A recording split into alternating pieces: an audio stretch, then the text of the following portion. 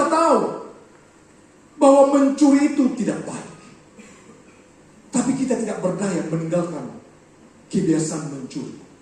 Karena kita diikat oleh dosa dan hukum dosa. Kita dibelenggu. Kita tahu merokok, mabuk-mabukan, minuman keras itu tidak baik.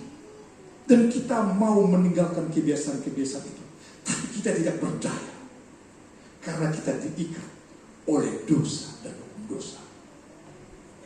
Kita tahu bahwa perbuatan-perbuatan amoral itu melukai hati Tuhan dan tidak baik untuk kita.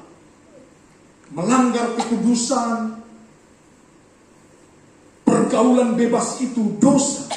Tapi kita tidak berdaya meninggalkannya. Karena kita diikat oleh hukum dosa dan hukum maut. Kita tidak berdaya menyangkal diri. Kita tidak berdaya meninggalkan kebiasaan-kebiasaan buruk yang walaupun kita tahu Tuhan, kalau aku terus ada di dalam perzinahan ini, hidupku akan hancur.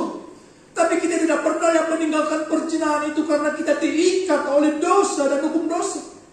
Tuhan, kalau aku terus mabuk-mabukan, kalau aku terus main judi, keluarga aku akan hancur. Tapi aku tidak berdaya. Kita diikat oleh hukum dosa dan hukum maut.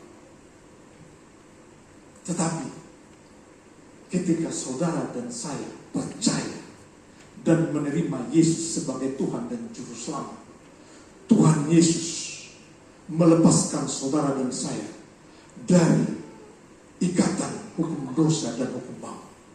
Saudara dan saya percaya menerima Yesus sebagai Tuhan dan Juru Selamatmu secara pribadi, maka Tuhan melepaskan saudara dan saya dari hukum dosa dan hukum maut. Saudara sekarang menjadi orang yang merdeka di hadapan Tuhan. Coba ayatnya tadi. Ayatnya. Roh, mana tadi?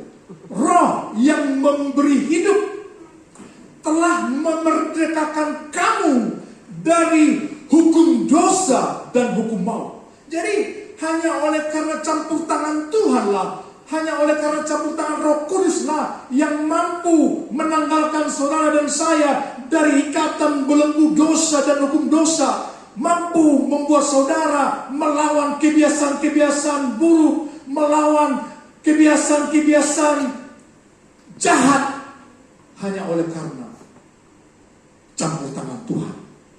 Roh yang memberi hidup telah memerdekakan kamu, telah memerdekakan saudara dan saya dari mana? Dari hukum dosa dan hukum maut. Jadi dosa dan hukum maut tidak memiliki wewenang lagi, tidak memiliki otoritas lagi, tidak memiliki kendali lagi atas hidup orang-orang yang percaya kepada